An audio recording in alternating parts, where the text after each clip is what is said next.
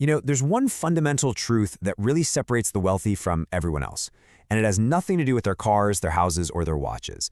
It's about an invisible asset they protect, trade, and compound with, frankly, ruthless efficiency. Okay, let's dive into this. We're going to break down why the rich don't just have more money, they're actually operating in a different currency altogether, and that currency is time. So let's just start with a brutal reality check. That luxury logo you see everywhere, it's not a sign of wealth. It's a sign of wealth that's already gone. Think of it as a targeted tax on the middle class, one that's designed to make you trade your future freedom for just the temporary feeling of status.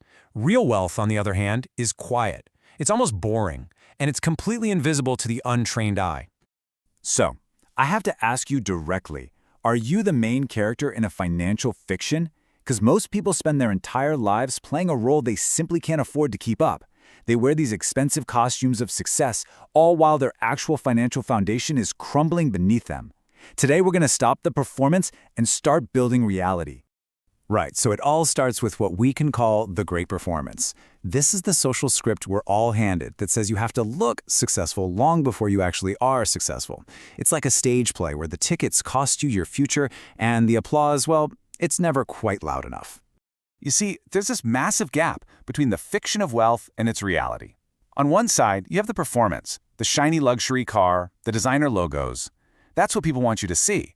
But on the other side, that's where the grim reality is for so many. We're talking shockingly low savings, crushing consumer debt, and the slow, painful sacrifice of their future freedom. You just can't build a fortress on a foundation of shifting sand.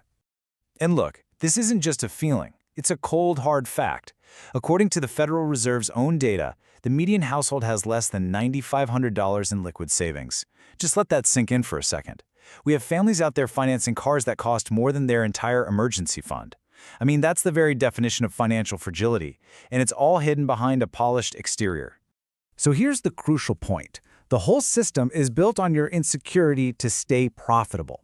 Every single time you buy a luxury item just to impress a stranger, what you're really doing is trading away a piece of your autonomy. You're giving up the freedom to choose your own path for a brief, fleeting moment of validation.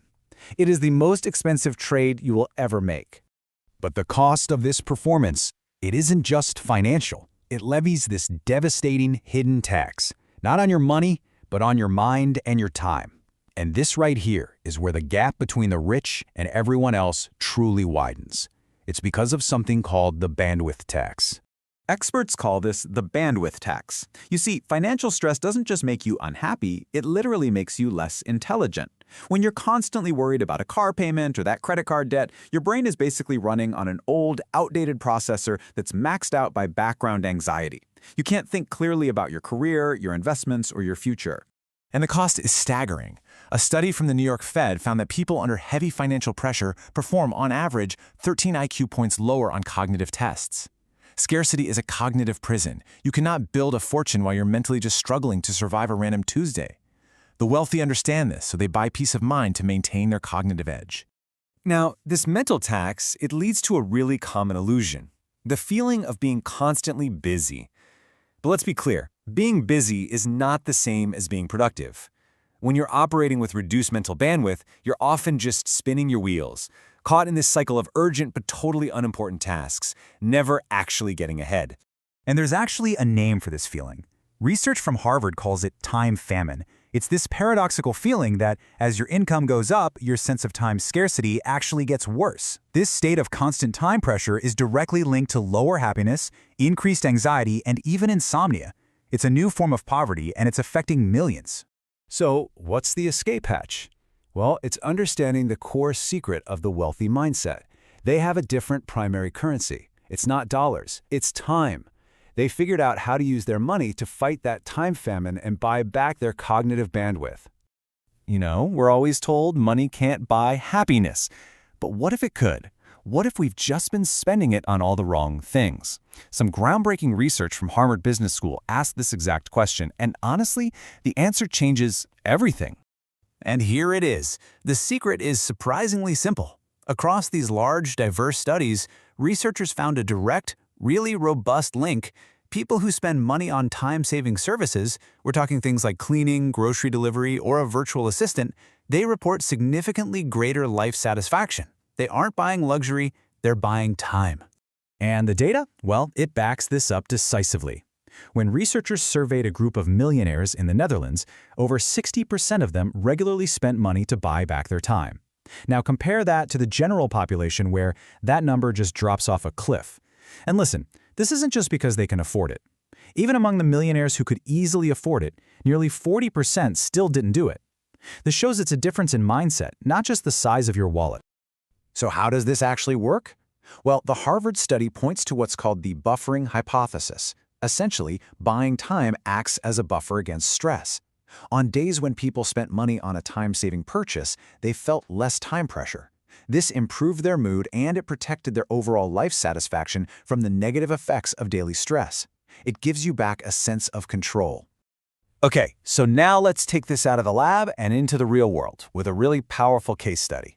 This is where you can see the profound difference between viewing time as a currency versus, well, just viewing it as something to get through.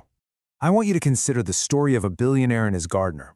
The gardener had just financed a brand new German luxury car, and his single largest expense was the payment on that depreciating asset. His goal was to signal success. The billionaire's largest personal expense, on the other hand, was a $50,000 monthly retainer for a team of assistants and researchers. His goal was to maximize his focus on decisions that generated millions. You see the difference? One was building a machine, the other was just a cog in someone else's. So this all breaks down into two fundamentally different approaches to spending your money. You can buy multipliers, assets or services that multiply your time, your focus, and your capacity, or you can buy liabilities, items that just go down in value and consume your resources without any real return. The rich focus on multipliers. The poor and middle class are sold liabilities. And this quote just perfectly summarizes the entire divide. The billionaire lived cheaper than his gardener relative to his income because he simply refused to pay the status tax. He spent money to build his capacity. His gardener spent money to project an image.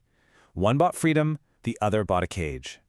So, this all leads us to the most important question of all.